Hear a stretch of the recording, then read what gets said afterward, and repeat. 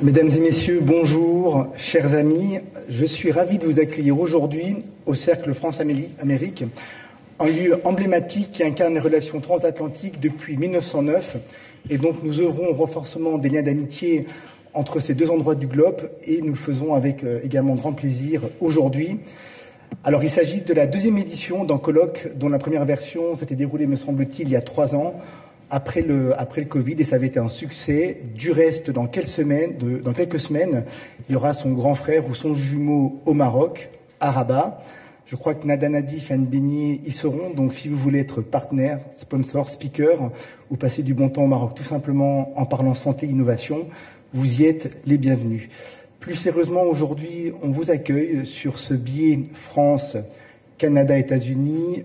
Personne n'ignore les caractéristiques et les enjeux ou les tensions politiques, géopolitiques qui ont lieu. Et pour autant, c'est en forme de clin d'œil que nous sommes ravis d'aborder ces sujets tous ensemble de manière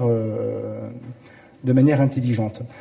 Donc aujourd'hui, il va y avoir des discussions sur l'innovation, des discussions sur la santé, et à cette fin, il y a un parterre d'experts qui œuvrent toute l'année sur ces différentes parties du monde.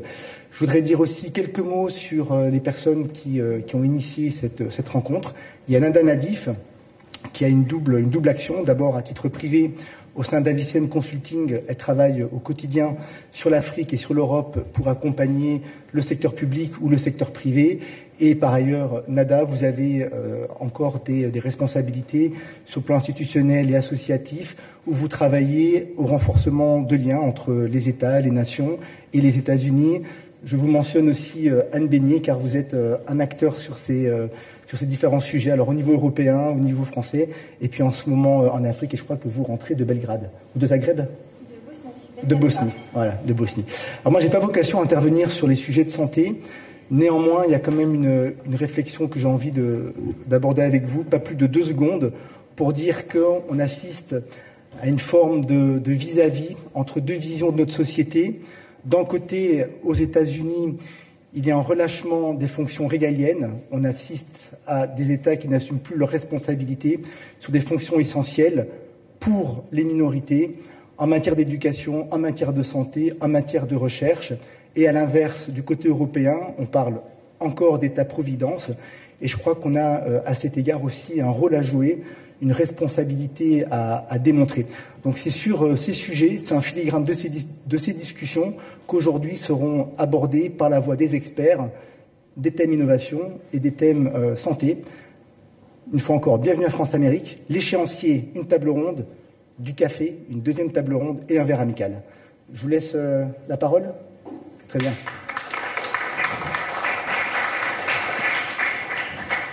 Merci beaucoup, Monsieur González-Aubin, pour votre accueil. Merci à l'ensemble de l'équipe du Cercle France-Amérique pour le travail acharné, pour l'accueil chaleureux qu'ils nous ont réservé. Donc, c'est toujours un plaisir de revenir au sein de cette institution pour ouvrir les débats, parler de santé.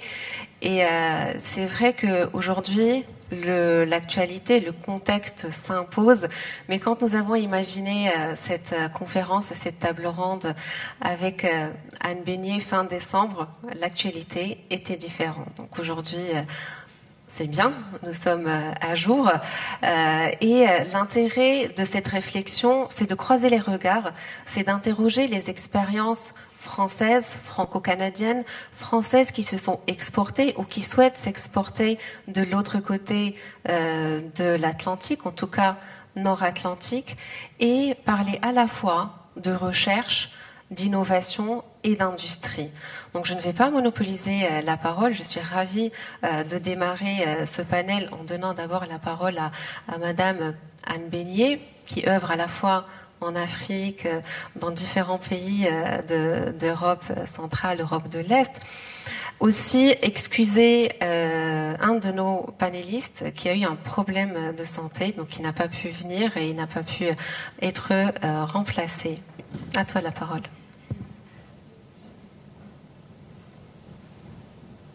C'est bon. Ouais, ça marche. Bonjour à tous. Donc merci d'être là. Merci à Nada, en effet, d'avoir pu ensemble mettre en place ces 2 tables rondes. Ça n'a pas été facile. Fallait trouver des connexions. En effet, je tiens aussi à faire un petit mot. On a eu quelques pertes collatérales. Alors il y a aussi Thomas Clausel qui lui est coincé dans un aéroport, et donc Monsieur Sébastien Iva qui est malade, et Madame Buzyn qui devait être présente aussi physiquement. Mais on a pu enregistrer quelque chose avec elle, chose qu'on n'a pas pu faire à la dernière seconde ce matin en apprenant donc l'indisponibilité de nos panélistes, et j'en suis désolée. Alors moi, c'est vrai que j'interviens, donc je suis experte à la Commission européenne au sein donc du programme TAIX. Donc là, nous aidons les pays européens dits candidats ou entrants à l'Union européenne à transposer les directives, à se mettre au niveau pour leur future adhésion à l'Union européenne. Et je suis également au ministère de l'Europe et des Affaires étrangères, expert technique international, où j'interviens en Afrique, dans le Caucase et le Moyen-Orient. Là où j'ai eu des connexions avec les États-Unis, essentiellement, c'est quand j'étais au cabinet de Madame Buzyn et où je m'occupais des cancers pédiatriques, et où donc nous avons travaillé étroitement, mais j'en parlerai peut-être un petit peu plus longuement tout à l'heure. Je vais déjà laisser après nos autres panélistes se présenter. Et également aussi beaucoup de coopération avec le Québec sur tout ce qui est parcours patient. Et ça, on pourra aussi en parler avec Vincent dans la 2e table ronde. Donc voilà, moi, on va dire modératrice, speaker un peu en remplacement de nos pertes. Et je vais laisser la parole à Nicolas Giraudot pour se présenter. Nicolas qui est multicasquette, vous le verrez. Et on se connaît depuis quinzaine d'années. Voilà. On ne dirait pas effectivement, mais on a presque le même âge. Oui, mais je suis forcément plus vieux. Enfin bref. Donc Nicolas Giraudot, moi je suis... tout d'abord, merci beaucoup pour cette invitation. Anne, Nada, c'est la première fois au Cercle Amérique, et je suis ravi en plus parce que j'avoue que je pensais que c'était simplement restreint aux États-Unis, et donc j'ai découvert que c'était vraiment sur l'ensemble du continent, ce qui ouvre encore plus de perspectives et d'intérêt pour moi sur ces échanges. Moi je suis enseignant-chercheur à l'Université de Montpellier, j'ai la fonction de président de la fondation de l'université. Vous parliez de partenaires et de sponsors, j'en profite aussi, la fondation universitaire pourra vous permettre de déduire des impôts la somme ou moins 2/3 de la somme que vous donnerez. Bref, petite parenthèse, exactement, une tirelire à côté. Je passerai dans les rangs après avec un chapeau. Plus sérieusement, j'interviens ici dans cette table ronde sur les relations que j'entretiens avec le ministère de la Santé et des Services sociaux, donc le MSSS du Québec, dans lequel avec qui j'ai un contrat de recherche en partenariat également avec l'université de McGill sur le déploiement de la télémédecine bucco-dentaire que nous avons déployée sur Montpellier.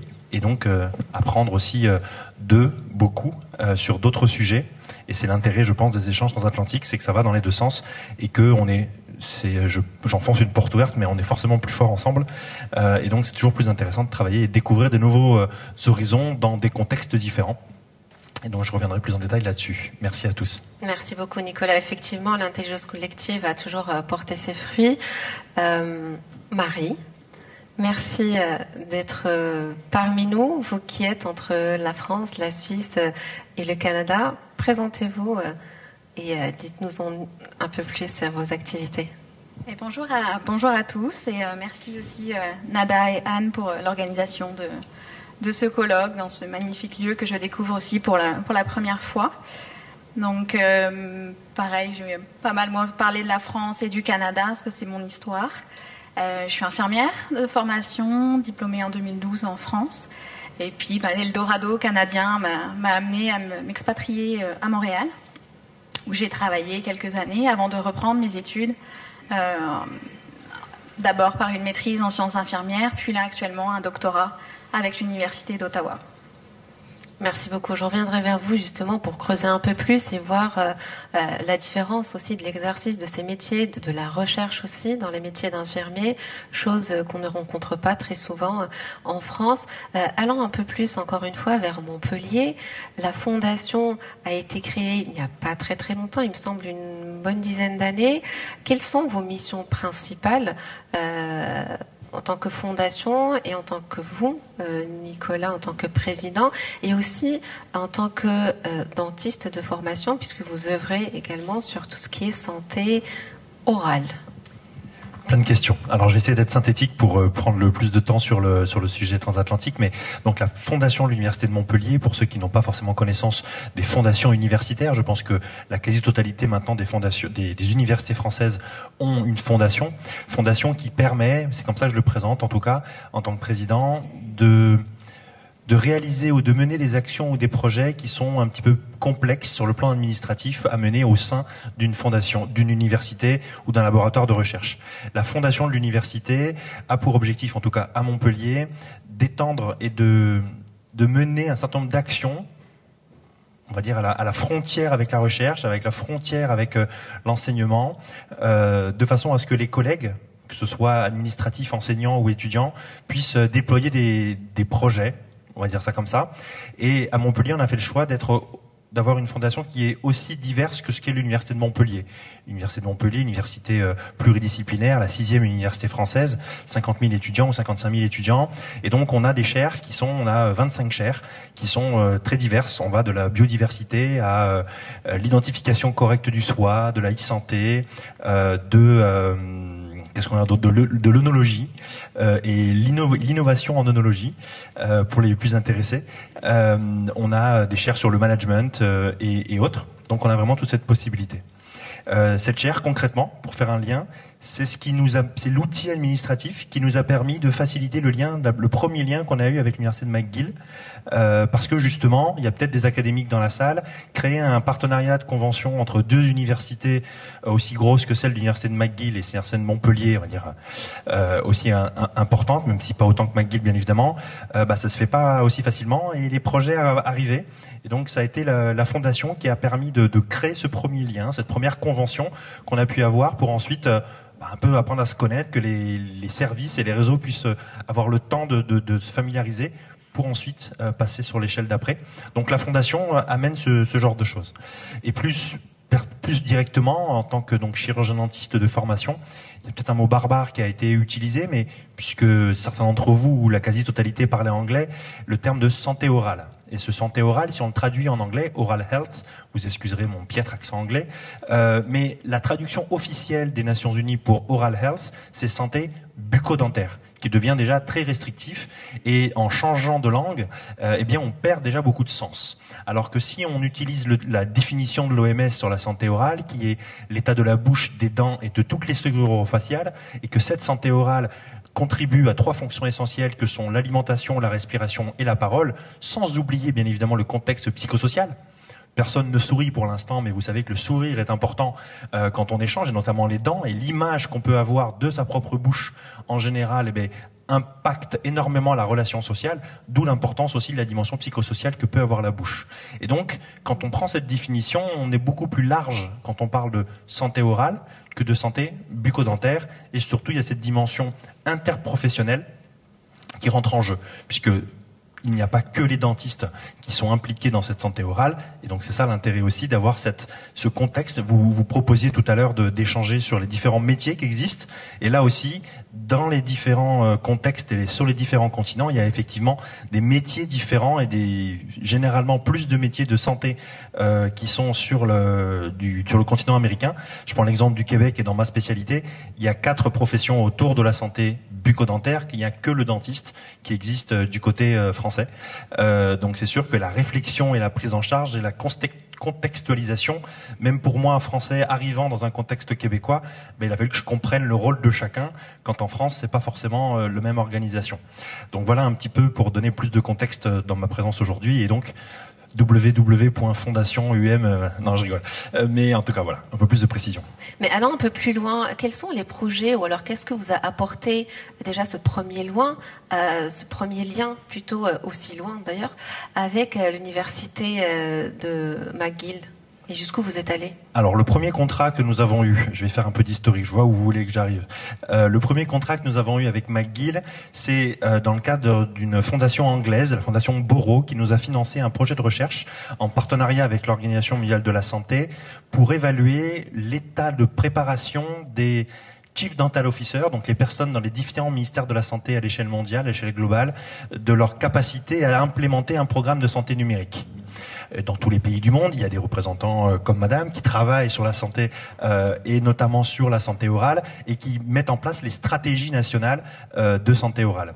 Et grâce au partenariat fort que montraient l'université de McGill et l'université de Montpellier, l'OMS a accepté que nous puissions utiliser leur carnet d'adresses, on va dire, pour solliciter l'intégralité, les 130 ou 112 personnes qui sont en charge de cette santé orale à travers le monde, pour évaluer leur capacité ou non à implémenter un programme de santé numérique. Je crois qu'il y a plusieurs entreprises de santé digitale qui vont prendre la parole après cette table ronde.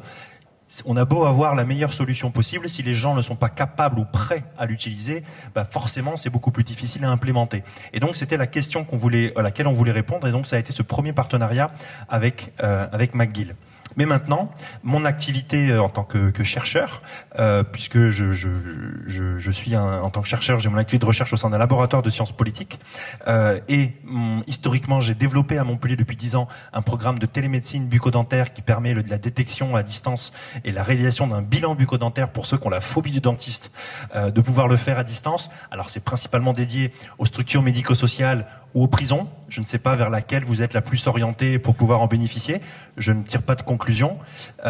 Mais cette spécificité française, qui est née, comme vous le savez, du décret, la loi HPST, avec l'apparition de la télémédecine d'un point de vue réglementaire, qui, lorsqu'elle est sortie en 2009 et 2010, en tant que Français et juriste à l'époque plus ou moins, puisque je faisais ma thèse sur ce sujet-là, je voyais mes collègues canadiens qui, eux, se déployaient énormément et qui pouvaient faire ce qu'ils voulaient, parce qu'il n'y avait pas cadre réglementaire. Et j'étais très frustré à l'époque, puisque nous, il fallait qu'on rentre dans un cadre.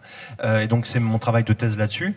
Et donc maintenant, au contraire, au final, c'est l'expertise montpelliéraine qui s'est exportée pour l'implémentation de cette télémédecine bucco-dentaire dans les CHSLD, donc les équivalents des EHPAD du territoire québécois, avec la distance que ça peut comprendre, de façon à pouvoir implémenter cette activité de télémédecine, mais dans un contexte différent. Encore une fois, comme je le disais, on n'a pas fait un simple copier-coller entre ce qui se fait en France et ce qui se fait au Québec. C'est bête à dire, et je pense que vous êtes tous convaincus quand je le dis, mais c'est beaucoup plus complexe. C'est-à-dire que moi, je sais comment ça marche en France, mais dans un contexte, même si c'était les mêmes professionnels, la réflexion, la façon de penser, la philosophie, la culture de ces personnes n'est pas la même, elle n'est pas mieux, elle n'est pas moins bien, elle est différente.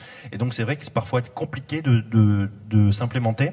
Et donc c'est pour ça que le ministère m'a sollicité pour accompagner vraiment dans cette démarche ce transfert et puis la formation des équipes sur ce sujet. Merci beaucoup Nicolas pour ce topo et cette mise en perspective. Je reviendrai vers Marie. Quelle a été, ou alors quelle est votre vision, quelles sont les différences que vous avez pu noter, découvrir justement en allant au Canada sur le métier que vous connaissiez déjà depuis des années en France, qui est les sciences infirmières?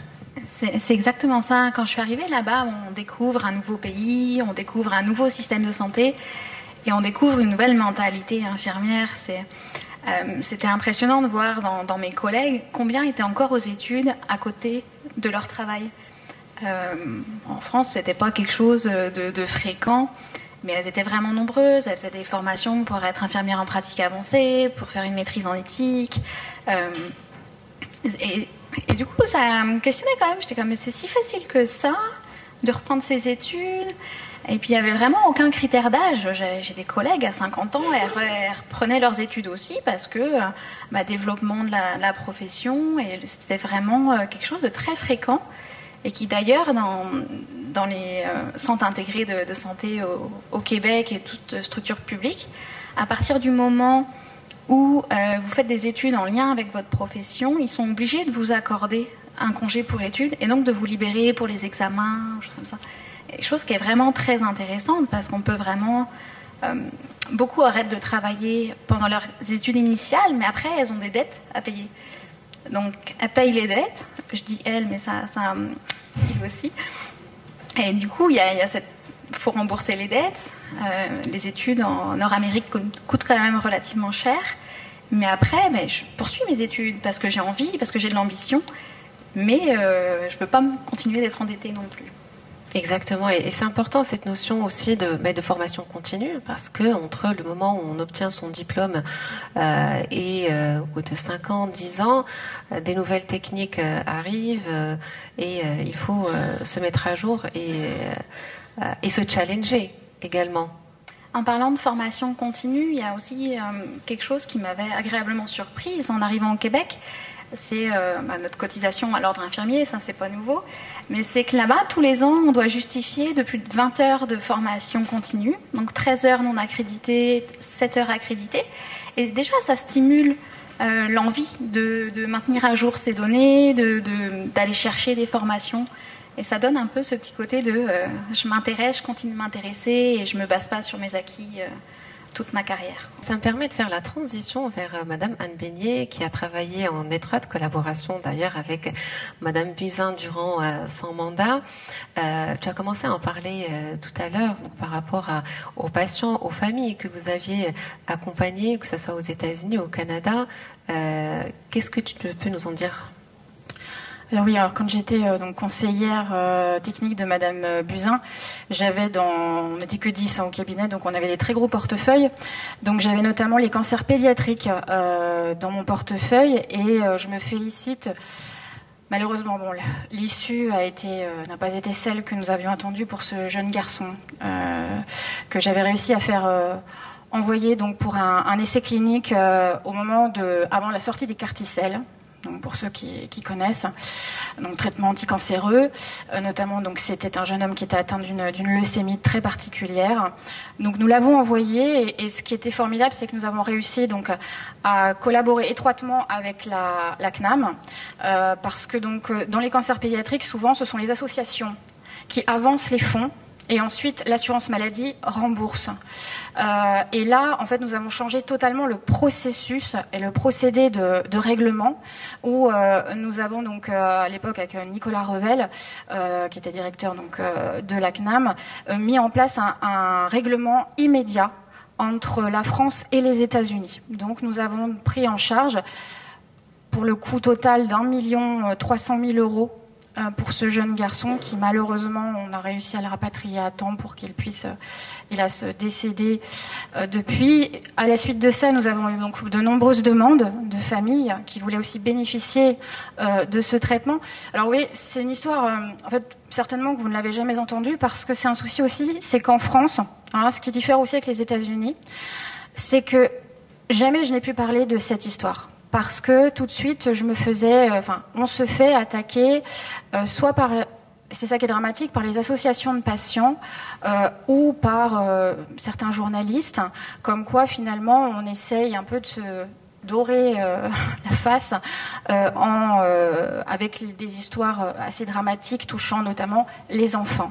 Donc on parle très peu des cancers pédiatriques parce qu'il y a une espèce de tabou en France sur ce sujet-là, ce qu'il n'y a pas côté États-Unis, mais ce qu'il n'y a pas côté États-Unis, c'est que vous n'aurez jamais un enfant américain n'aurait jamais bénéficié d'une telle prise en charge. Voilà. J'ai 1,3 million quand même pour un seul patient. Donc bien entendu, nous avons eu ensuite d'autres demandes. À ce moment-là, nous avons décidé donc de faire un partenariat avec donc l'hôpital de Seattle universitaire qui faisait ces essais cliniques sur les carticelles avec la PHP pour faire donc venir ces poches de carticelles directement à la PHP pour limiter les frais. Et ensuite, nous avons également fait des partenariats avec des entreprises américaines, donc des laboratoires, afin qu'ils s'installent soit en France, au mieux, soit au moins en Europe pour la fabrication de ces poches, pour éviter donc des allers-retours et aussi former également les professionnels, parce que la manipulation d'une poche de carticelle, c'est dans les 100 000 €. Voilà. Donc ça a été, on va dire, un partenariat qui a été très, en tout cas, productif dans la méthode de financement et de prise en charge. Je vous dis, malheureusement, le décès de cet enfant, pour moi, c'est pas du tout de l'engagement dans lequel j'avais mis. C'était pas le résultat, bien entendu, qu'on attendait. Et c'est encore une histoire qui me touche vraiment beaucoup.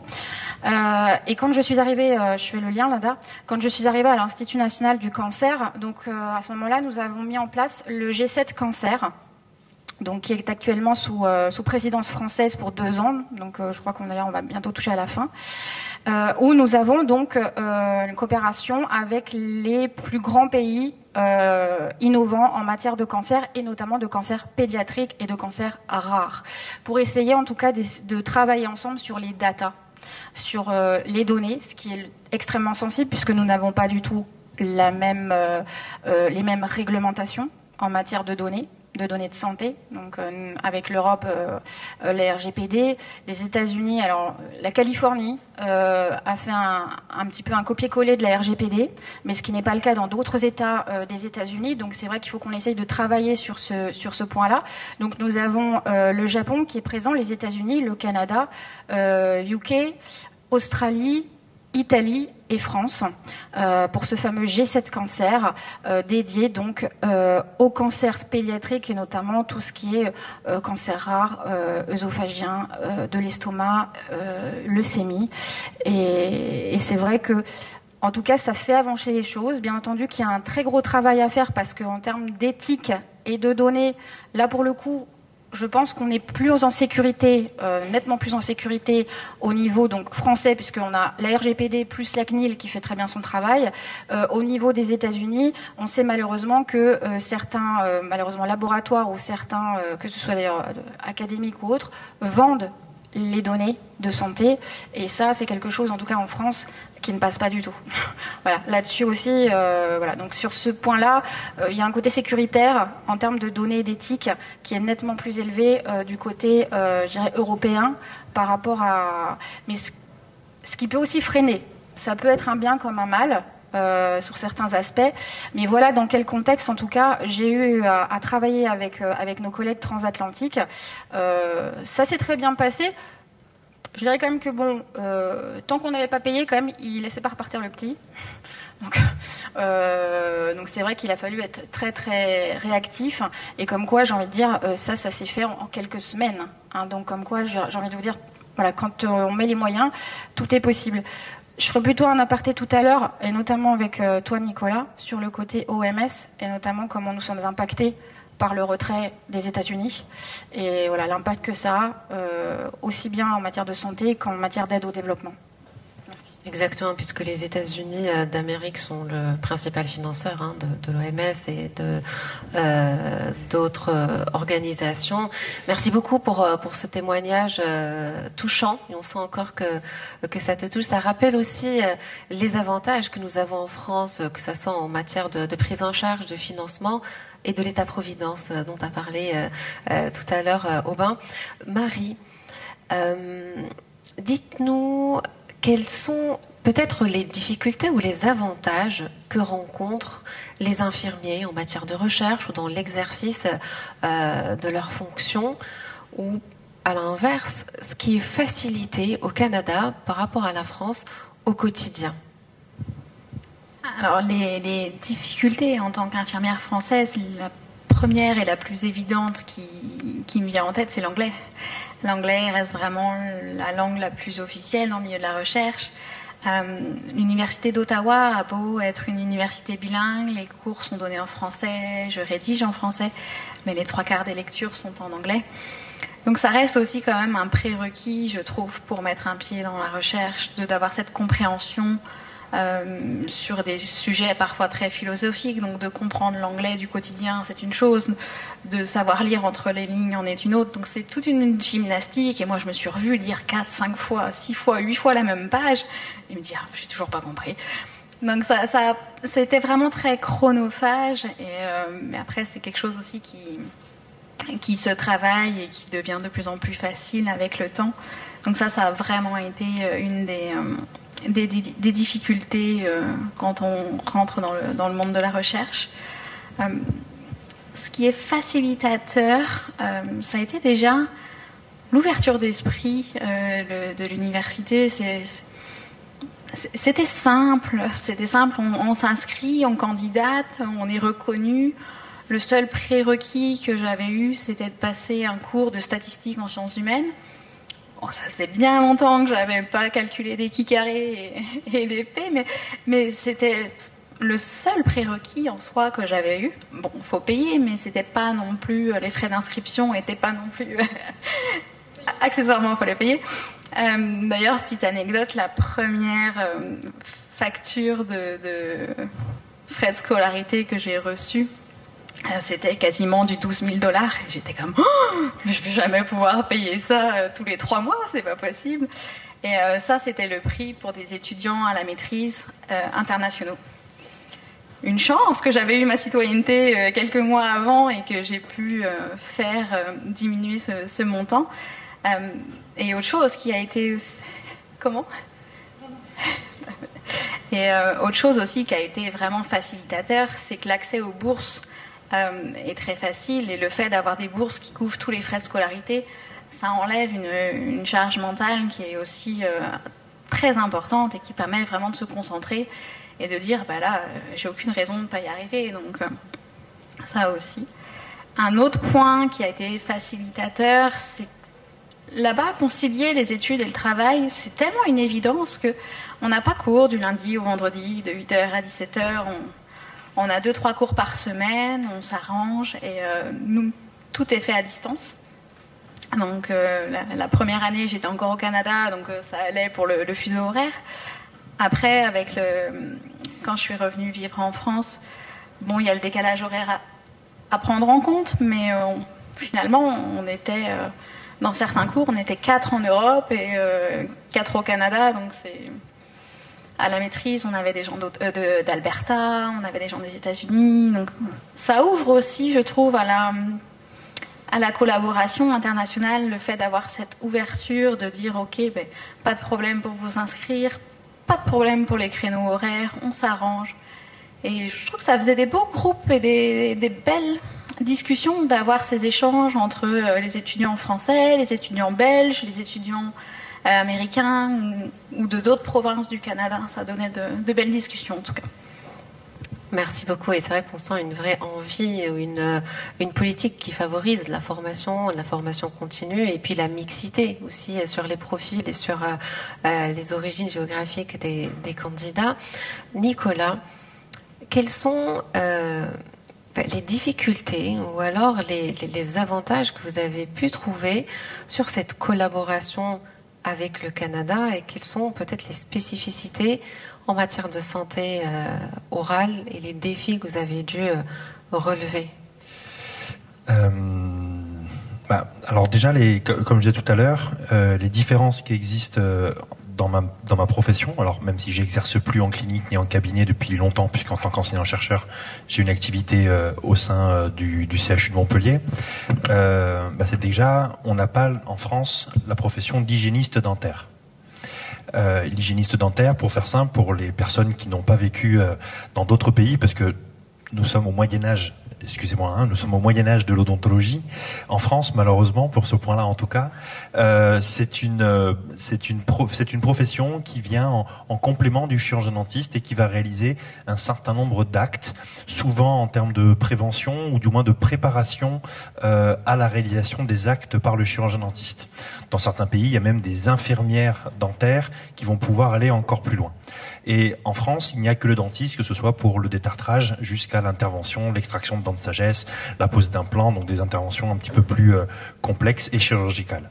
Et donc déjà, même culturellement, pour la profession, mais aussi pour la population, quand on parle de santé, la bucco-dentaire spécifiquement, on ne réfléchit pas de la même façon. Parce qu'on n'est pas tourné uniquement vers un seul professionnel, mais bien par plusieurs. Et je crois que au niveau des infirmiers, c'est aussi pareil.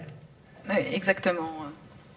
Vous avez il y a 2 statuts d'infirmiers. C'est ça, au Québec en tout cas, pas pour le reste du Canada, mais il y a 2 types de diplômes infirmiers. Il y a les infirmières techniciennes qui elles ont ce qu'on appelle un DEC, donc elles ont fait leurs études dans un cégep. Donc je sais même pas trop comment l'expliquer, c'est tellement propre au Québec que c'est des études. C'est un bac plus combien ? C'est un bac plus combien ? C'est pas considéré bac, vu que c'est pas considéré en plus universitaire, c'est vraiment plus une formation de technicienne. Et à côté de ça, il va y avoir les infirmières cliniciennes qui, elles, ont fait leurs études d'infirmière dans une université. Et donc c'est pour ça, moi, j'ai eu la chance d'avoir la reconnaissance clinicienne en étant diplômée de la nouvelle réforme du programme infirmier français. Donc tout de suite, j'ai été reconnue clinicienne au Québec, et ce qui était vraiment intéressant. Mais c'est un débat, infirmière technicienne, infirmière clinicienne, parce que le fait d'être infirmière technicienne ferme toutes les portes aux évolutions de carrière. Pour être infirmière, ce qu'on appelle assistante infirmière-chef, ou choses comme ça, il faut être clinicienne. Pour être conseillère en soins infirmiers dans le service, il faut être clinicienne. Pour s'inscrire à la maîtrise, il faut être clinicienne. Donc ça, en vrai, c'est un métier qui est presque voué à disparaître, parce qu'il est très restrictif, mais la culture du cégep au Québec est beaucoup trop importante pour que ça s'arrête tout de suite. Mais je reviens sur les hygiénistes dentaires, c'est clairement quelque chose qu'il faut en France. Merci pour prêcher pour ma paroisse, mais ça va être un petit peu compliqué. Mais bon, bref, restons optimistes. Donc ça, c'est effectivement un premier point, c'est-à-dire que cette modification et cette implication. Mais il y a aussi une spécialité dont je cherche le nom depuis tout à l'heure, mais je suis pas sûr. C'est prostologue. Non, pas proctologue. C'est ceux qui font que les prothèses dentaires. C'est-à-dire que si vous devez vous faire une prothèse dentaire, un dentier, alors eux, ils n'ont pas le terme de prothésiste. C'est pas odontologue ou... Odontologue. Oui. Odontologue. C'est-à-dire qu'ils ne font que les prothèses dentaires. C'est-à-dire que vous voulez faire un dentier, vous n'allez pas chez votre dentiste, c'est le dentiste qui enlève les dents, c'est le dentiste qui fait toute la préparation, et ensuite vous allez chez un autre professionnel. Ce qui en France est inenvisageable. Même quand je vous le dis, vous dites mais non, c'est pas possible. Il faut être spécialiste pour faire ce genre de choses. Bref, en tout cas, tout ça pour montrer cette différence de culture. Je fais juste un petit parallèle par rapport aux soins infirmiers, mais qu'on peut retrouver aussi au niveau dentaire, c'est-à-dire que d'avoir au Québec une hygiéniste dentaire qui nous pourrait être considérée comme une profession de santé dite paramédicale, avec la dimension péjorative qu'on pourrait y trouver, versus les professions médicales, cette hygiéniste dentaire au Québec, elle pourrait faire un master, une thèse d'université et faire de la recherche sur ce sujet. En France, je me tourne vers les spécialistes, mais déjà, les formations des infirmiers ne sont pas à l'université.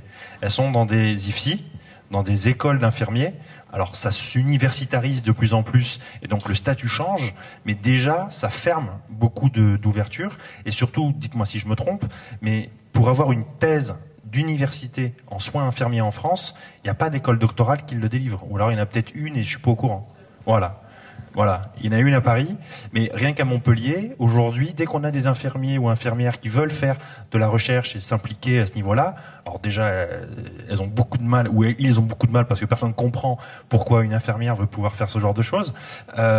Mais il y a ensuite, en France, on a une grande difficulté pour trouver la case dans laquelle elle doit rentrer, puisque être docteur en soins infirmiers, ça n'existe pas. C'est ça, il faut du coup qu'ils s'orientent vers des doctorats en sociologie, en anthropologie, en sciences de l'éducation ou en santé publique, ou qu'ils partent faire leurs études à l'étranger. Et on a la même chose au niveau odontologie en France, c'est-à-dire qu'on est docteur en chirurgie dentaire, alors qu'on fait que 6 ans d'études, mais je passe là-dessus. Ensuite, moi qui ai fait une thèse d'université pour pouvoir être académique et pouvoir faire une carrière universitaire, bon, j'ai fait le choix de partir en droit, donc rien à voir, en droit de la santé, mais tous mes collègues qui sont cliniciens, ils le font en physique, en chimie, parce qu'on n'a pas d'école doctorale de faire de la recherche spécifiquement sur cette spécialité. Et on le retrouve dans la même difficulté. Et donc c'est vrai que ces carcans, ces boîtes académiques qui sont peut-être plus historiques que ce qu'il peut y avoir au Canada, et donc qui sont plus difficilement modifiables avec les CNU, toutes les organisations très universitaires, dont les collèges nationaux d'université, c'est les catégories dans lesquelles on est classé quand on est enseignant-chercheur, ça a du mal à changer. Et c'est vrai qu'en France, on nous met dans une boîte, et pour sortir de cette boîte, c'est beaucoup plus compliqué. Oui, et puis en fait, l'image de l'infirmière hospitalière, ça reste une image qui persiste. Et je veux dire, même dans mes collègues, moi quand j'ai dit que je reprenais mes études, que je faisais un doctorat, pourquoi faire ? Et c'est ça, c'est tellement quelque chose qui n'est pas encore valorisé. Et il y a tellement de place, justement. Les infirmières, on dit souvent que c'est un métier de vocation, donc il y a un potentiel, mais astronomique. Et en France, il y a tellement... De pouvoir développer et de valoriser la parole des infirmières et la recherche en sciences infirmières, moi, il y a une place hyper grande pour accueillir ça, quoi. Ça me permet de faire une petite, un petit retour d'expérience et une petite retour vraiment un exemple concret, je cherche le terme mais ça me reviendra. Comme je vous disais, donc à Montpellier, on a développé depuis 10 ans une activité de télémédecine bucco-dentaire. Donc on forme dans les structures médico-sociales ou dans différentes structures où l'accès aux chirurgiens dentistes est complexe, des professionnels de santé qui sont déjà sur place. Donc c'est généralement des infirmières ou infirmiers et des aides-soignants aussi qui peuvent participer. Puisqu'en France, il faut être professionnel de santé pour pouvoir participer à une activité de télémédecine. Et quand on a fait ces formations, on a formé maintenant plus de 120 personnes à cette pratique. Il faut simplement les former aux bases de ce qu'est que la santé orale, l'anatomie et tout, qui n'est pas fait déjà en France. Donc personne n'est formé à ça quand on fait des soins infirmiers, et à l'usage d'une caméra intraorale qui permet de capter des données. Rien de très compliqué pour une infirmière qui cliniquement fait des gestes beaucoup plus techniques, beaucoup plus complexes. En France, quand je forme ces personnes, on est une salle, on est 5-6, je passe la matinée la théorie et l'après-midi on fait de la pratique et je leur montre comment on met la caméra dans la bouche. En France, c'est systématique. Quand je forme les infirmières, elles osent à peine essayer parce qu'elles ne veulent pas montrer qu'elles ne savent pas, alors que c'est normal puisque c'est quelque chose qu'elles ne font jamais et que on n'aime pas être culturellement, être face au professeur et de dire, de reconnaître qu'on n'a pas la science infuse. Avant d'aller au Québec, je suis allé de l'autre côté, je suis allé à Singapour pour aller implémenter ce programme aussi là-bas. Là, c'était complètement l'inverse. C'est la dimension peut-être asiatique, je ne fais pas de préjugés, mais en tout cas, c'est l'image que j'en ai maintenant. On a passé 2 jours, et tant que eux ne faisaient pas exactement comment moi je faisais, ils voulaient continuer à ce que je les forme. Alors qu'en France, elles me disaient, mais c'est bon, on va se débrouiller, on va s'entraîner entre nous, ça va aller. On va s'entraîner sur le patient. Non, pas forcément sur le dent, parce qu'elles n'étaient pas forcément à l'aise. Non, mais elles s'entraînaient entre elles s'entraînaient leur mari, leur femme, je ne sais pas, mais en tout cas, elles faisaient des tests. À Singapour, donc c'était vraiment très strict, et tant je leur disais pas, il faut enfoncer de 2 cm, tourner de 10 degrés, et ainsi de suite, ça allait pas. Et au Québec, c'était un peu entre les deux. C'est-à-dire qu'il y avait cette reconnaissance de dire, ok, pas de problème, je ne sais pas parce que je peux pas tout savoir. Donc culturellement, il y avait cette acceptabilité, cette acceptation à reconnaître qu'elles ne pouvaient pas savoir et donc à m'écouter en tant qu'expert sur leur formation à ça. Au final, dans les 3 conditions, les vidéos étaient de bonne qualité, c'est qu'on a réussi à avoir des choses, mais dans une fonction différente. Tout ça, je me suis demandé, je suis pas sociologue, mais j'ai fait ma petite étude, vous voyez, sur 3 sites, donc c'est pas forcément très pertinent. Mais si nous, de toute façon, culturellement, on n'a pas ça en nous, je ne sais pas pourquoi, mais peut-être parce qu'on est français et qu'on est censé tout savoir et que nous sommes les meilleurs, bien évidemment. Mais je pense que cette moquerie qu'on peut avoir des fois à l'étranger, quelque part on l'a pas au fond de nous, et qui est différent peut-être de nos amis québécois en l'occurrence, ou nord-américains, qui sont peut-être plus ouverts au fait de ne pas savoir et d'avoir cette expertise qui va venir d'ailleurs. C'est vrai que c'est intéressant comme observation. 3 pays, 3 continents surtout, avec 3 cultures. Et c'est cette humilité qui manque par moment à certains, dans certains contextes aussi, notamment en santé, pour se dire qu'on n'est pas censé tout savoir, que c'est important aussi de prendre du recul, de se remettre en question, de se remettre en doute et d'apprendre des nouvelles pratiques et ne pas avoir peur de l'échec et du jugement. Je crois que c'est ce qui freine aujourd'hui le plus, au-delà de la réglementation et du millefeuille de restrictions, vous qui êtes juriste aussi, c'est cette peur de l'échec, cette peur du jugement qui nous empêche d'avancer, que ce soit en santé, en innovation, en sciences infirmières ou autres. Je ne sais pas ce que tu penses aussi, Anne. En tant qu'ancienne enseignante universitaire, avant de basculer dans le domaine de la protection sociale, j'ai souri quand Marie parlait du niveau d'anglais. Non, mais je suis pareil. Moi, c'est vrai qu'on va être très honnête, on ne sait pas apprendre l'anglais en France. Vraiment. On nous apprend l'anglais comme on apprend le français, sauf que quand on arrive à l'école, on sait déjà parler. Donc, moi, quand je suis arrivée à la Commission européenne, en fait, je me suis mise à parler en anglais. J'ai appris sur le tas, pendant mes missions, finalement. Donc ça, c'était un petit aparté. Mais de ce que je me souviens, c'est le problème aussi à l'école, c'est-à-dire qu'on a quand même cette espèce de classement. Faut être le meilleur. Voilà, on va toujours se comparer à l'autre, à savoir ton ami il a eu combien, mais même le côté parental, le côté éducation, je trouve, est très très tourné sur le côté compétition, niveau, classement, ce qui est beaucoup moins le cas au niveau de nos amis, on va dire transatlantiques, Amérique au sens large.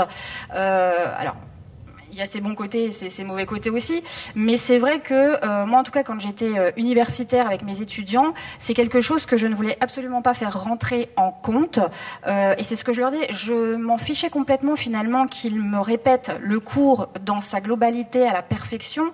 Ce que je voulais chercher, c'était cette petite chose en plus dans une copie, et finalement j'allais mettre une meilleure note à la personne qui allait avoir une recherche, une réflexion vraiment différente, qui allait m'apporter quelque chose en plus que le cours que moi-même j'avais déjà donné, que je connaissais par cœur.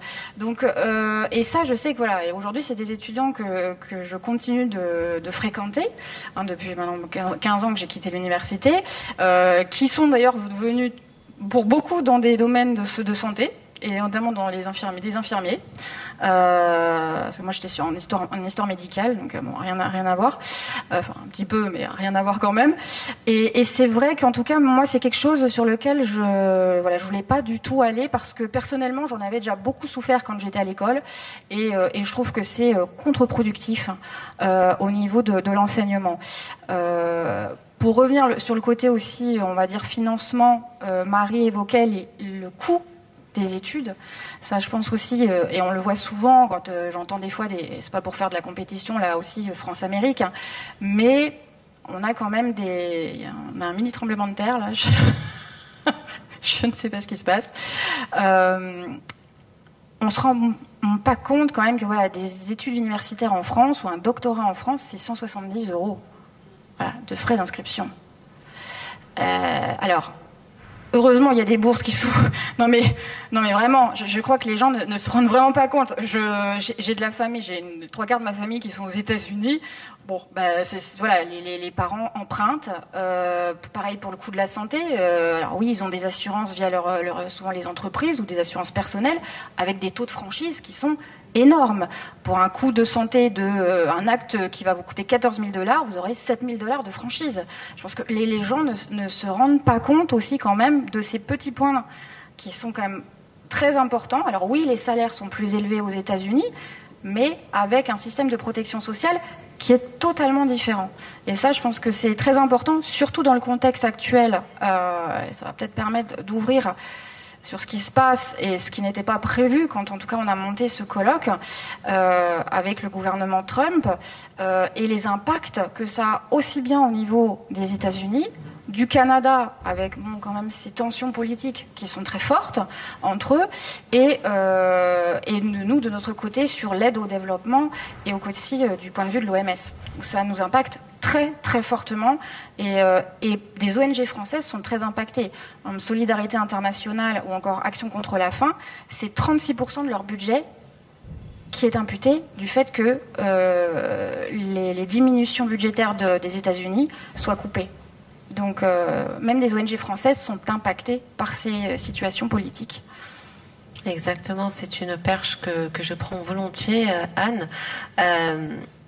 Quelle est aujourd'hui l'action, ou quelles sont les actions que doivent mener les fondations, les institutions françaises face à cette réalité, à cette actualité, pour mieux se positionner, pour renforcer aussi peut-être un leadership, ou renforcer des partenariats, en initier certains? Quels sont les défis à relever, et puis les perspectives aussi?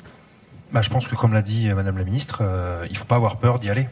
C'est tout bête, hein, mais encore une fois, peut-être que Paris, c'est pas le bon exemple, parce qu'il y a des grosses universités avec des réseaux, des chercheurs, des investissements et des liens forts qui peuvent y avoir pour le soutien. Mais même les universités en province, alors Montpellier, on est la 6e de France, on est déjà pas mal, mais en Outre-mer aussi également, parce que c'est connu quand on était étudiant, n'est-ce pas? Il faut pas avoir peur, c'est-à-dire que je pense qu'il y a de bonnes idées partout, et souvent les gens peuvent avoir les mêmes idées. Moi, je suis un fervent défenseur des projets de recherche européens ou même transnationaux. Là, avec McGill, on a répondu, c'est un projet ANR spécifique franco-québécois. Donc, il existe ce genre de choses. Alors, elles sont pas forcément toujours très faciles à trouver, Parce que si on n'a pas les contacts ou les liens en tant que chercheur, c'est vrai que d'aller chercher tous les sites internet qu'il peut y avoir, alors si on n'a pas, comme on a la chance à l'Université de Montpellier, d'avoir un bureau qui nous fait une veille et qui nous alerte dès qu'ils savent qu'il y a un projet dans lequel notre projet de recherche pourrait rentrer, on peut répondre. Mais même une fois qu'on a identifié ça, contrairement à d'autres pays, et je le vois bien quand je monte des projets transnationaux, en France, c'est moi qui fais l'analyse et tout, et qui monte tout le dossier, alors que du côté québécois, en l'occurrence, ou montréalais, ou même de McGill, ils ont un attaché de recherche qui va faire toute la recherche, la revue de littérature, que moi je suis obligé de me taper, alors que j'ai pas forcément le temps de le faire, et je le fais pas forcément aussi bien, parce que je le fais du coup un peu plus vite. Donc c'est sûr que c'est beaucoup plus facilitant de leur côté. D'où l'alliance. Il faut qu'on fasse vite avant que ça s'écroule. Hein. Faites attention, mesdames. Non. Mais ce que je veux dire, c'est qu'il faut vraiment pas avoir peur. Je pense qu'on a les mêmes problèmes partout. Je pense que sur la thématique de santé, de désertification, de distance au Québec, qui sont pas les mêmes qu'on peut avoir. Je suis rattaché très fortement maintenant à l'Aveyron et au Larzac, qui est le plus beau pays du monde, comme vous le savez tous, mais il n'y a pas grand monde, hein, à part des cailloux et des moutons, il n'y a pas grand monde. Donc c'est sûr qu'on a les mêmes problématiques de désertification, donc il faut qu'on ait les mêmes réflexions dans des contextes différents, et si on arrivait à avoir cette force mutuelle, je pense qu'on pourrait avancer beaucoup plus vite, même si nous sommes dans un milieu, faut pas se mentir, où on est en concurrence. Mon université, mon président d'université, même quand on a des projets de recherche très intéressants, il me dit bon, avec McGill c'est bien, mais avec cette université moins connue c'est moins bien, parce que ça ramène moins de points. Donc c'est là-dessus aussi, je pense qu'il faut y aller, il faut faire. Et puis c'est un peu comme de l'entrepreneuriat, l'innovation. Hein, je veux dire, il faut faire. Et puis il y aura des résultats, il y aura des échecs, comme pour les entreprises ou les investissements qui peuvent être faits dans plusieurs sociétés, dans plusieurs projets. Il faut pas avoir peur, faut oser. Merci beaucoup, Marie. Votre vision et puis les perspectives aussi ou pistes d'action. Mais justement, on disait qu'il faut oser, mais il faut aussi oser en parler, parce qu'en fait, cette visibilité-là sur les évolutions de carrière, sur les projets possibles, les collaborations possibles, effectivement, elles sont dures à trouver. Si on n'a pas déjà un contact ou un pied dedans ou accès à certaines bases de données, on les trouve pas. Et je trouve que c'est important et que ça devrait être mis en avant dès les formations initiales, de voilà vos perspectives, de voilà vos possibilités, voilà ce qui se fait déjà, et de pouvoir mettre en contact avec des personnes qui ont déjà des postures de chercheurs depuis plus longtemps, qui sont capables de donner des conseils sur justement des conseils comme oser prendre contact, oser aller chercher, oser voir ce qui se fait. Et je trouve ça passionnant, et je pense que c'est quelque chose qui mérite d'être mis en avant, et heureusement les réseaux sociaux aident aussi beaucoup là-dessus. Merci. Eh bien, merci à nos invités, à nos orateurs pour ces échanges, ces témoignages qui viennent du terrain, qui nous font découvrir aussi ce qui se passe de l'autre côté de l'Atlantique, notamment le Canada. Nous aurons l'occasion de parler un peu plus des États-Unis tout à l'heure. Prenons quelques questions, quelques témoignages de la salle.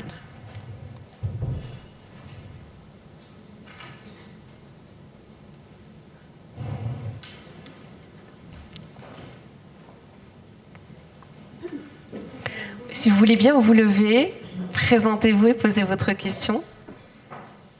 Merci d'avoir osé poser la première question d'ailleurs. Non. Oui, bonjour, Carole Réquiard, je suis responsable de partenariat au sein de l'IFUN, qui est une start-up en e-santé. J'avais une petite question pour Madame Beunier concernant le G7, cancer pédiatrique, donc, qui a été initié il y a quelques années. Enfin, est-ce qu'il est toujours actif et si oui, quelles sont actuellement les priorités actuelles de cette organisation. Voilà. Alors, donc oui, on l'a lancé en 2023. Donc je dis la France avait la présidence pendant 2 ans pour éviter un roulement trop rapide. Alors, comme il y a eu un changement de directeur, comme vous le savez, de l'Institut national du cancer, Nicolas Scope, et je sais, en tout cas on a parlé lors de son audition au Sénat avant de prendre son poste, Je pourrais malheureusement pas, parce que je suis partie en fin 2023, une fois que le G7 était monté et que j'avais finalisé aussi plusieurs actions conjointes européennes. Pour le moment, et c'était ma crainte, si vous voulez, au lancement, c'est que pour moi, il fallait une entité, on va dire, ou en tout cas un secrétariat particulier qui se charge d'avoir des connexions permanentes avec l'ensemble des partenaires, ce qui n'était pas le cas. Moi, je me suis occupée du lancement toute seule. Et bon, j'ai eu beau le dire, voilà, à l'Institut, il nous faut quand même 3-4 personnes au moins pour gérer, parce qu'il va falloir des contacts permanents avec les chercheurs, avec le département recherche de l'INCa, du NCI et des autres partenaires. Malheureusement, voilà, je pense qu'aujourd'hui, on est plutôt sur un statu quo, avec aussi cette fameuse difficulté dont j'ai mentionné tout à l'heure, qui sont les données. Voilà. Parce que le gros sujet, c'était la transmission et l'échange de data. Sauf que malheureusement, là, on est, je vous dis, sur un blocage, on a un prisme totalement différent, des divergences très fortes, notamment avec, là pour le coup, avec les États-Unis essentiellement. Donc pour le moment, malheureusement, je vais être honnête avec vous, il ne se passe pas grand-chose. Donc j'espère que ça va venir. Je ne sais pas qui prendra la présidence suivant. Peut-être que l'autre pays sera peut-être un petit peu plus... je vous dis, c'est mal tombé avec... je crois que oui, Thierry Breton est parti en 2024, il me semble. Oui, fin 2024. Bon, voilà, ça a été un enchaînement qui ne s'est pas très très bien passé. Donc là, malheureusement, c'est une réponse un peu en demi-teinte que je vous donne. Mais j'espère qu'on pourra en discuter plus tard si vous voulez. J'espère en tout cas que ça va donner des actions concrètes, notamment sur les cancers pédiatriques qui sont un point important pour nous en France, mais où notre recherche est très importante. Et je fais un aparté parce que souvent, en fait, beaucoup d'associations de patients font un focus sur la recherche spécifique sur les cancers pédiatriques. Or, souvent, en fait, c'est surtout en recherche fondamentale qu'on découvre des choses. Et les associations de patients aussi ne comprennent pas toujours ce focus. Ils veulent absolument une recherche spécifique sur les cancers pédiatriques de l'enfant, mais souvent, ce qu'on va découvrir, c'est via la recherche fondamentale. Donc, voilà, c'était juste un petit aparté sur le type de recherche à faire. Merci pour la réponse. Nous avons une question devant, monsieur.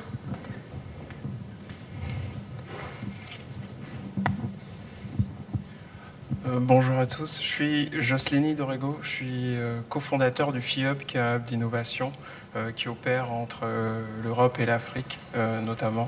Je voudrais d'abord faire un petit partage sur la partie métier existant entre l'Europe et l'Afrique et ses différences. Donc initialement, moi, avant de faire de l'incubation et de l'accélération de start-up, je suis conseiller en génétique. Et c'est un métier où on remarque aussi les mêmes disparités. C'est-à-dire que ça existait aux États-Unis ou au Canada dès les années 90 et ça a mis 10-15 ans à arriver en France. Et tout de suite, du côté américain, il y avait la capacité de faire des prescriptions et d'avoir une certaine autonomie. Droit de prescription qui n'a été obtenu par les conseillers en génétique ici en France qu'il y a 2 ans de mémoire. Donc le point que je voulais faire, est-ce que ce n'est finalement pas délétère à la performance en termes d'innovation ou de qualité de soins, et est-ce que ce n'est pas dû finalement à une sorte de corporatisme ou de crainte de perte de pouvoir ou d'influence des médecins qui finalement va plutôt être nuisible à une véritable performance, et quels sont les leviers qu'on pourrait activer pour qu'il y ait une égalité à ce niveau et donc une meilleure performance du système européen.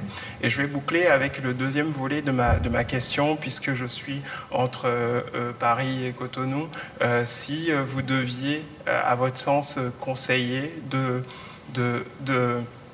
s'inspirer d'un modèle ou d'un autre pour les entrepreneurs et les innovateurs africains, ce serait prendre quoi et de quel système? Voilà. Merci pour votre question. Ça marche. Alors, merci pour le cadeau. Donc, en tant que chirurgien dentiste, profession réglée par un code de déontologie, mais on va dire qu'on est entre nous. Je pense que vous avez tout dit. Il y a cette volonté et cette peur de l'inconnu ou de la chose différente. Quand on dit oui, il faudrait tous qu'on ait des hygiénistes dentaires, pour parler de ma profession, comme ça je vais sur aucun terrain que je maîtrise pas, et en tout cas vous pourrez l'exporter ou la dupliquer sur un autre exemple. En tout cas sur ma profession, c'est sûr que tout le monde va vous dire comme ça, oui, il faudrait des hygiénistes dentaires. Sauf que dans la vérité, c'est la profession qui bloque. C'est la profession qui bloque parce qu'elle a peur d'avoir justement une part de marché des soins qui lui soit retirée parce qu'il y a une nouvelle profession qui arriverait. Alors que je pense que c'est partout pareil à Paris ou à Montpellier, pour trouver un rendez-vous chez un dentiste, si vous connaissez personne, vous n'avez pas un cousin, un frère, une sœur qui est dentiste, c'est assez compliqué. Et donc, pourtant, il y a ce besoin, il y a ce manque, mais la profession, et je pense que c'est valable pour n'importe quelle profession, mais je parle de ce qui me concerne, a peur du changement. On sait pas, on a peur de l'inconnu. Et pour parler aussi un peu de la réglementation que vous disiez là-dessus, en France, on a quand même aussi cette volonté, bonne ou mauvaise, je la critique pas, d'avoir une volonté, d'avoir normalement une preuve par la science, comme le demandait Madame la Ministre, de dire, ok, si telle ou telle profession peut prescrire tel ou tel acte, et c'est une nouveauté, en France, on va faire un test, une étude, 3 études, 4 études, une expérimentation, ça va prendre des années avant que ça soit évalué. On pourrait critiquer le système d'évaluation, la méthode scientifique, et je m'arrêterai là. Alors que dans certains pays, presque ils y vont. On y va, on voit ce qui se passe quand on le fait, et on adapte. La vérité est seulement dans le milieu. Là, c'est une problématique culturelle. Je ne suis pas compétent pour savoir si lequel est le mieux, vers lequel il faudrait aller. Mais en tout cas, voilà mon retour, en tout cas en tant que chirurgien dentiste, comment je l'ai perçu. C'est sûr qu'en France, on a cette crainte, et je pense qu'elle est partout ailleurs, on protège vraiment la profession contre d'éventuelles nouveautés, et je crains que dans votre spécialité, peut-être, il y ait la même protection et conservatisme qui soit imposé objectivement ou subjectivement par la profession qui la protège, et l'ordre potentiel s'il y en a un. Juste pour compléter ce que dit Nicolas, alors je dirais que ça se passe surtout quand même au niveau des regroupements de syndicats, essentiellement. Alors on ne va pas se le cacher. Parfois un peu au niveau des ordres, parce que quand on a des conversations, quand on met des stratégies en œuvre et qu'on fait sur le terrain, dans des territoires précis, avec les professionnels du terrain, ces professionnels sont totalement ouverts à la délégation de tâches, et même ils sont très contents. En revanche, c'est dès qu'on monte, en effet, si on met le curseur beaucoup plus haut, là en effet, il y a du blocage qui est, j'ai envie de dire, un blocage qui est, vous voyez, vraiment d'habitude, quoi, de culturel. Voilà. Donc ça empêche d'aller plus loin. Pour rebondir sur la question plutôt sur les partenariats, alors moi qui intervient, et en ce moment je pars demain au Congo, à Brazzaville. Je reformulerai votre remarque d'une autre façon. Moi, surtout, ce que je vous invite, c'est à ne pas faire du copier-coller. Quand je vais dans un pays, ce que je ne fais surtout pas, c'est du copier-coller. Les systèmes européens ne sont pas faits, les systèmes occidentaux ne sont pas faits pour les systèmes africains ou les systèmes, comme je vais dans le Middle East. Il faut adapter. Il faut voir ce qui... et là, par expérimentation, par des partenariats, on va mettre en œuvre des stratégies, mais adaptées au contexte socio-économique, aux compétences qui sont nécessaires. Vous êtes dans la génétique, donc vous n'êtes pas sans savoir que vous avez des spécificités aussi au niveau de la population africaine, avec des prévalences qui sont des fois très différentes dans certains domaines. On a des prévalences au niveau, par exemple, du cancer de la prostate, qui est beaucoup plus élevé sur les populations noires, notamment aussi via des études américaines, donc de population noire américaine, où on a remarqué cette prévalence de cancer de la prostate. Donc c'est vrai qu'on va avoir des thématiques et on va être en quête de recherche et de données, là aussi, en matière de génétique, pour faire des recherches spécifiques à l'Afrique. Donc en fait, moi je dirais plutôt rechercher plutôt des partenariats avec des laboratoires de recherche pour s'adapter à votre système et à votre contexte. Mais pas l'inverse. Surtout pas. Tout à fait. Là, vous allez dans le droit dans le mur. Absolument, et puis il faut adapter cela à la génétique, à la culture, à l'organisation et surtout aux priorités de chacun des pays. Je pense qu'il y a pas mal de questions, mais je pense que nous pourrons aussi les poser tout à l'heure pendant la pause. Donc je vous demanderai peut-être un mot, une phrase de conclusion avant de prendre quelques minutes d'échange, de transition vers la deuxième table ronde. Donc un mot de conclusion de cette première session. Merci. Alors pour reprendre sur le titre, sur les nouvelles frontières de la recherche en santé, comme je disais tout à l'heure, je l'ai un peu dit, je pense qu'il ne faut pas qu'on ait peur, nous Français, universitaires ou chercheurs en général, d'aller voir ce qui se passe ailleurs. Aussi de ne pas avoir peur des idées que nous avons. Ça peut paraître bête, mais mon premier congrès que j'ai fait, j'étais persuadé que l'étude que j'amenais n'était pas assez belle ou assez bien, assez pertinente pour pouvoir être sollicitée, alors qu'il faut oser, on est très compétent, même si on l'entend partout, mais je pense que c'est vrai. Et puis s'il y a des représentants du ministère de la Santé, je pense qu'il faut pas avoir peur d'innover. C'est-à-dire qu'on parlait du changement, je pense qu'il ne faut pas avoir peur d'aller voir ce qui se passe à droite, à gauche, et puisque s'il y a des plans stratégiques qui peuvent se mettre en place dans ma spécialité ou dans d'autres, je pense qu'il ne faut pas avoir peur de pouvoir lancer ce genre d'initiatives qui ont pu marcher à l'étranger en tenant compte du contexte. Mais il faut y aller. Je pense que c'est à cette échelle-là qu'il faut aussi prendre des exemples et que l'État puisse prendre le pas sur les chercheurs ou les académiques. Marie ? Moi, je dirais que de devenir chercheur et de vivre toutes ces expériences transatlantiques, c'est pas quelque chose qui se fait du jour au lendemain. C'est aussi quelque chose qui se réfléchit, qu'il faut être un peu curieux. Donc c'est vraiment un processus aussi qu'il faut maintenir, qu'il faut après encourager, une fois qu'on a une position un peu plus importante, d'aller contribuer aussi à tout ce qui nous a servi à nous développer. Donc c'est quelque chose que j'encourage aussi fortement. Merci. Anne, aussi. Alors moi, je vais faire un peu de l'autoflagellation française. On va quand même se critiquer un peu. On est au cercle France-Amérique, donc on va leur faire quand même une belle place. Moi, ce serait au niveau de nos politiques, et pour y avoir travaillé, c'est vraiment quand même un soutien plus manifeste quand même des autorités, aussi bien au niveau de la recherche qu'au niveau sanitaire et social. Hein. Les deux sont très connectés, je tiens à le faire remarquer. Une reconnaissance aussi au niveau des chercheurs. Moi, je m'en suis pas rendu compte avant de partir à l'étranger. Et jusqu'au jour où, dans un premier pays, on m'appelle docteur. Je dis docteur. Je dis non, je suis pas médecin. Ah non, mais j'avais un PhD, donc un doctorat. Donc, dans tous les autres pays où j'allais, on m'appelait docteur. Je dis non, mais nous en France, il n'y a que les médecins qui ont le droit d'être docteurs. Nous, on est rien, quoi. Enfin, voilà, je suis chercheuse, c'est tout. Et tout le monde, je disais non, vous m'appelez Anne et pas docteur Anne. Et c'est vrai que la première fois, mais vraiment, j'étais choquée. Je disais, et on sent quand même qu'il y a en effet ce manque de reconnaissance au niveau de la recherche universitaire, parce que cette recherche, elle se fait où ? Elle se fait quand même dans les laboratoires universitaires essentiellement, ou dans les centres de recherche universitaires, CNRS ou autres. Et c'est vrai que là-dessus, je dirais qu'on a quand même encore les États-Unis, le Canada et le Québec ont une grande longueur d'avance sur nous au niveau de la reconnaissance de la recherche et de leurs chercheurs. On ne fait pas ça pour l'argent, on ne fait pas ça pour la reconnaissance, mais j'avoue qu'il y a quand même un côté respect. Et on se dit, ah tiens, finalement, je ne suis pas le petit universitaire que je suis, comme je suis considérée. Et au niveau de l'investissement, peut-être en effet que les investisseurs, les banques, sont aussi moins frileuses devant des jeunes qui proposent des innovations en matière de start-up et qui soient prêtes à les suivre financièrement, et que peut-être que l'État soit un peu plus présent aussi derrière pour apporter un soutien aussi. Merci beaucoup à tous les trois pour ces mots bien encourageants, positifs.